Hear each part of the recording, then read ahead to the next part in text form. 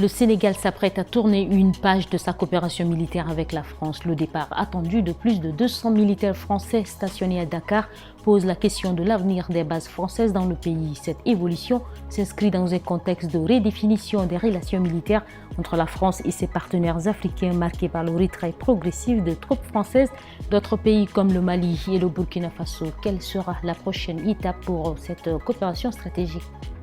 En République démocratique du Congo, les forces armées ont lancé ce mardi 7 janvier une contre-offensive majeure contre le mouvement rebelle M23 dans la région du Nord Kivu. Appuyés par des groupes armés locaux, les FARDC ont repris des positions stratégiques autour de Sak et progressent vers le territoire de Massissi. La situation reste toutefois volatile avec des affrontements qui pourraient s'intensifier dans les jours à venir.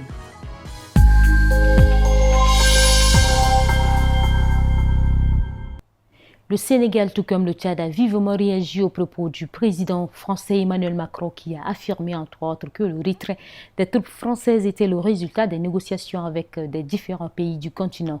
Faux, affirme le Sénégal qui a annoncé fin décembre la fermeture des bases militaires françaises en 2025 dans son pays. Donc voici les prochaines étapes.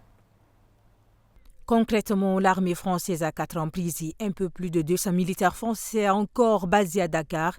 Du côté français, on dit se tenir à l'écoute de ce que veulent les Sénégalais. Aucun calendrier précis n'a encore été arrêté, affirment de leur côté plusieurs sources au sein du gouvernement. Des sources militaires françaises, 2 de ces emprises situées près du port de Dakar sont vides depuis plusieurs mois déjà et prêtes à être remises au Sénégal. Fin décembre, Dakar aurait demandé un délai supplémentaire avant d'en récupérer les clés.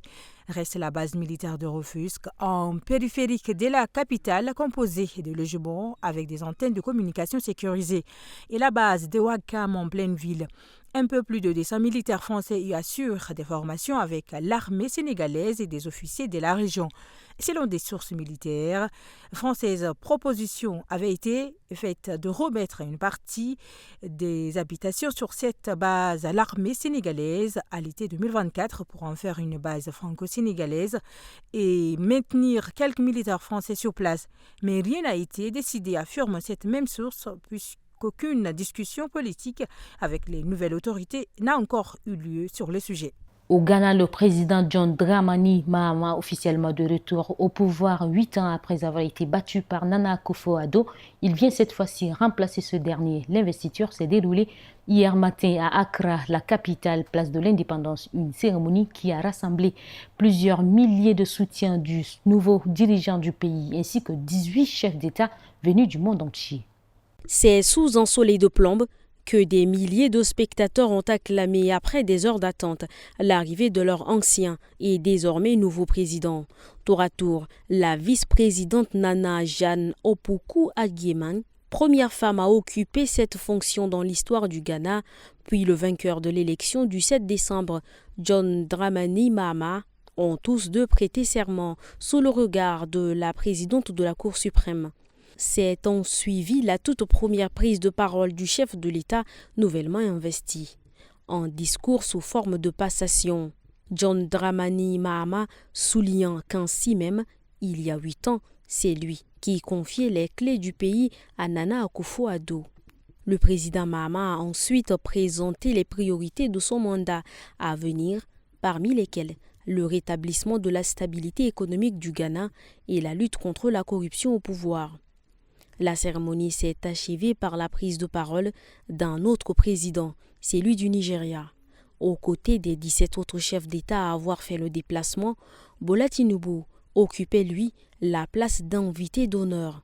Dans son discours, il a déclaré voir une étoile noire, symbole de l'indépendance du Ghana, se lever haut dans le ciel de l'Afrique. Dans l'est de la République démocratique du Congo, de violents affrontements entre l'armée congolaise, appuyée par les groupes armés locaux dits Wazalendo et les rebelles du M23, soutenus par le Rwanda, ont été signalés ce mardi 7 janvier autour de la ville de Sak, à une vingtaine de kilomètres de Goma. Après sa contre-offensive, l'armée annonce avoir récupéré plusieurs positions des rebelles. La contre-offensive des FARDC a permis à ces dernières de récupérer plusieurs localités jadis occupées par les terroristes de l'armée rwandaise et ses multiples alliés. De pertes importantes côté ennemi, a déclaré le colonel Guillaume Ndike Kaiko, porte-parole pour l'opération Sokolade au Nord Kivu. Ces combats autour des sacs ont éclaté ce mardi 7 janvier dans la matinée sur l'axe 3 antennes et dans la localité de Kibuka. Des attaques menées par les forces armées de la République démocratique du Congo contre les positions du M23. Lors de cette offensive, l'armée a récupéré la colline dite des 3 antennes aux abords de Kuyuli, stratégique pour le contrôle des sacs selon une source sécuritaire. Une information confirmée par des sources locales. Ces échanges de tirs avec des armes lourdes et légères se sont poursuivis tard dans la nuit selon la société civile. Sur l'autre axe, dans le territoire des Mazizi, les FARDC et les groupes armés locaux, dits Ouazalando, ont repris plusieurs villages selon les sources locales. Ces combats s'intensifient après la prise le week-end par le M23 des Mazizi, chef-lieu du territoire des Mazizi. En Guinée, l'opposant Aliou Ba a été condamné à 2 ans de prison ferme ce 7 janvier 2025 à Conakry, lui qui était poursuivi pour offense et diffamation à l'encontre du président de la transition, Mamadi Doumbouya. Ses avocats dénoncent un jugement politique et annoncent l'intention de faire appel du président du mouvement démocratique libéral. En Guinée, l'opposant Aliou Ba est condamné à 2 ans de prison ferme.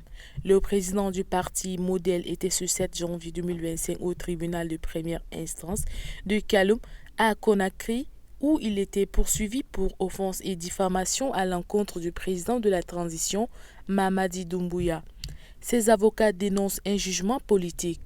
Maître Alimatou Kamara traduit la condamnation d'Aliou Ba comme une forme de misère morale qui s'est emparée des magistrats guinéens et elle dénonce une cabale judiciaire contre son client. La défense parle également d'une justice instrumentalisée par les autorités et kidnapping judiciaire, les conditions dans lesquelles Aliou Ba a été interpellé. Le président du Modèle avait été arrêté le 26 décembre à la frontière avec la Sierra Leone alors que, selon ses avocats, il était invité par l'ambassade de Grande-Bretagne à Freetown. Il avait ensuite été renvoyé à Conakry, puis détenu à la direction centrale des investigations judiciaires de la gendarmerie, et ce en dehors de toute procédure, d'après sa défense, qui annonce d'ores et déjà que l'opposant va faire appel. Pour mémoire, Aliou Ba est un jeune politicien d'une 40aine d'années, fondateur du mouvement démocratique libéral. Il s'est fait connaître lors du sommet Afrique-France de Montpellier en 2021, durant lequel il avait interpellé le président Emmanuel Macron sur les ingérences politiques françaises en Afrique. Depuis l'arrivée du général Mamadi Doumbouya au pouvoir, Aliou Ba est l'un des rares chefs du parti toujours présent en Guinée et critique de la conduite de la transition par la junte du Comité national du Rassemblement pour le développement. Au Nigeria, une explosion dans une école islamique de la capitale Abuja a fait au moins 2 morts ce 6 janvier 2025. 2 personnes originaires de l'état de Katsina ont déclenché visiblement par erreur l'engin explosif qu'ils portaient sur eux à l'entrée de l'école. Ils sont morts sur le coup. Détail à suivre.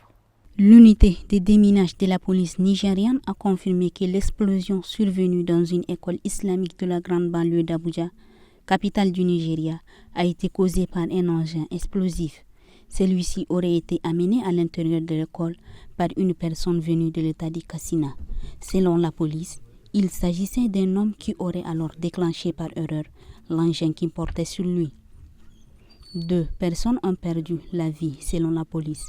Un 3e homme et une vendeuse qui se trouvaient à proximité ont été grièvement blessés, toujours selon le porte-parole de la police. Le directeur de l'école a quant à lui été placé en garde à vue. Si les détails de l'affaire restent flous à ce stade, cette explosion à la porte d'une école ravive les souvenirs des différentes attaques à la bombe qui ont secoué la capitale fédérale entre 2014 et 2015, au pic de l'insurrection djihadiste au Nigeria. Ces dernières semaines, des engins explosifs ont fait plusieurs victimes dans l'état du nord-ouest du Nigeria, où des groupes armés surnommés bandits sont actifs. Mesdames et messieurs, voilà qui met fin à cette édition. Merci de l'avoir suivi. Restez toujours sur Tchad Info.